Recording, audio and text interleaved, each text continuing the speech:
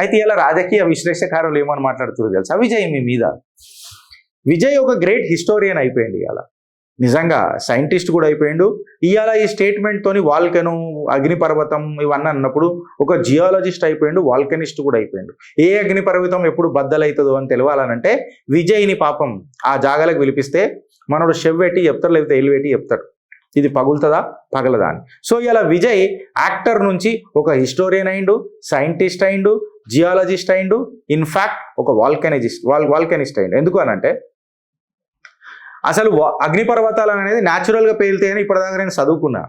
కాకపోతే అగ్నిపర్వతాలని గెలుకుతే కూడా పేలుతాయని చెప్పి ఇప్పుడే నాకు అర్థమైంది. అంటే ఆయన మాటలను నేను వక్రీకరించి మాట్లాడతా, ఖచ్చితంగా మాట్లాడతా. ఎందుకు మాట్లాడతానంటే ఇవాళ తమిళనాడు పాలిటిక్స్లో ఒక పెద్ద డిస్కషన్ అయింది. భావి తరాలకు సీఎం కావాలనంటే ఇప్పుడు ఈ కిలాడి చరిత్ర ఎన్ని వేల సంవత్సరాలదో ఎవడు ఎక్కువ చెప్తాడో వాడే సీఎం తమిళనాడు.